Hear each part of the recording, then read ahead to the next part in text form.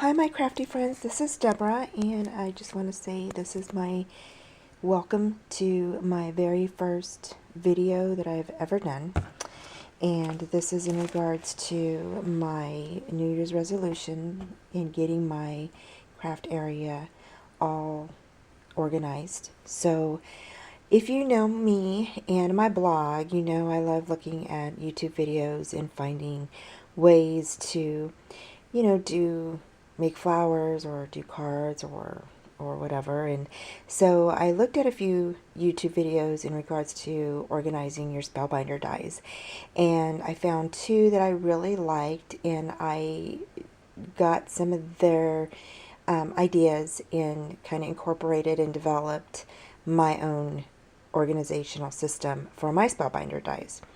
So what I did was the first item that we're going to look at is a 3-ring binder, and this is for the Spellbinder dies only, so because we got to separate the two. So I used the standard weight sheet protectors for it, and I just found some dividers laying around, and so I used those. And since I only have like 3 different types of Spellbinders, I went ahead and wrote the names up on top and just did Nestabilities, Shapeabilities, and Impressibilities. And I took the dividers and then just did some adhesive on the back and put them on top of a sheet protector because they were too short. Once I put them in here on the ring, it was too short. So that's what I did to divide up my Spellbinder dies.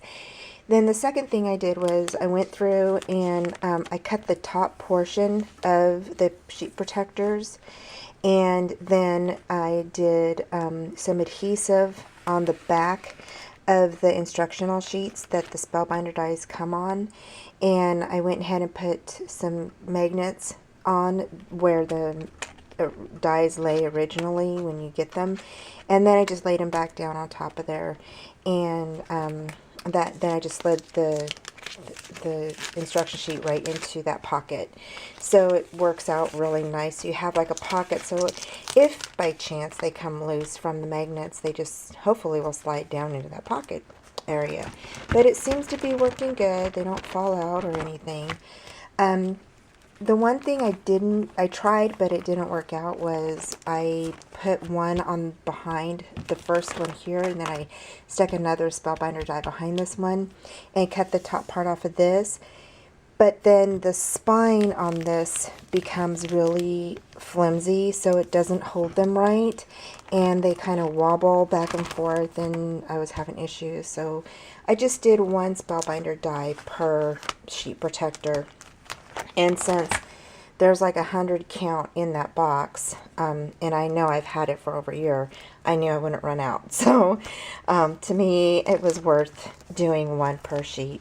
So that's what I did. I just did one per sheet, and it works out really nice. Again, I just put the Spellbinder dies right on top of where they originally lay down when they come in the packaging, and that's what I did. So over here on the Shapeabilities, I did the same thing. The leaf, I just stuck magnets down the flourishes. Might have to put some more magnets down here just because they are kind of big and they seem like they kind of wobble a little bit. So I might have to put some more magnets down on that one. But the leaf one seems to be holding up really good. And the labels, they hold up really well. The one thing that I did differently on the Impressibilities was I did do a cardstock, and I went ahead and put some magnets on the cardstock, slid that into the pocket. I still did the half pocket, cut out the top part of the sheet protector, and then I stuck the instruction folder down here, and then because these are so lightweight, they just stuck right onto the magnet, and I did the back too, so they don't, they're not as flimsy as the other ones. And I guess you could do, heading back to this, you could do cardstock on these, but I just didn't like it. I didn't really like that look, so I kind of just stuck with the pocket cutout on top and just did one per sheet, and that's all I did. So the next one I did was I have another 3-ring binder that I did, and I found some page refills, like for pictures and stuff, and I had them. I was going to use them or sell them at a garage sale, and I never did. I never had the garage sale, so I just decided that these would be nice to use for the smaller dies. So I went ahead and added some magnets on this Taylor Expression folder and then just stuck it in there. This one is actually a stencil, and what I did was I just got some cardstock, put some adhesive on it, and then I can just stick this stencil on there and it sticks on there. I ran out of magnets, so what I did with these small ones is I just stuck some Velcro on it, and I figure if it doesn't go through the Cuttlebug, then I'll swap it out for magnets, but right now it seems to be working. And this one, again, I just did the Velcro on it, and it seems to be holding them pretty good. So I'm not quite sure if they'll go through the Cuttlebug, but we'll see. This one, I went ahead and kept the original packaging on these dies, and then I did some adhesive on the back of these packages and stuck them to cardstock, and then it just seemed like it worked out really good because they're still in the packaging, so they're not going to flip out or, you know, sink down to the bottom or anything like that of the sheet protector. Then what I did with the small one is I got my X-Acto knife and I just cut like a little slit, so that way I could just reach my hand down into the packaging and grab the die that I needed. The other thing I did was I took a photocopy of some stamps that go with these framelits, and I just stuck them, I just left that on there, the adhesive that was already there for those. And then on this one, I just stuck some magnets on top of the photocopy image that I made of the stamp set and just added those on there.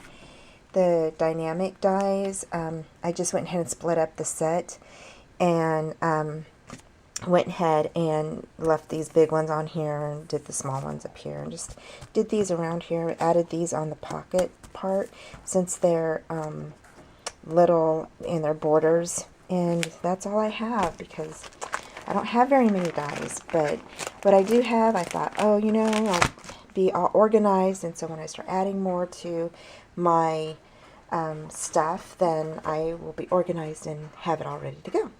So I just want to say thank you, and this is the first video of my organizational thing for the year, and I have one more video coming up that is how to store your Cuttlebug folders and other folders, embossing folders that you might have, and I think it's going to work really well. I think you guys will like it.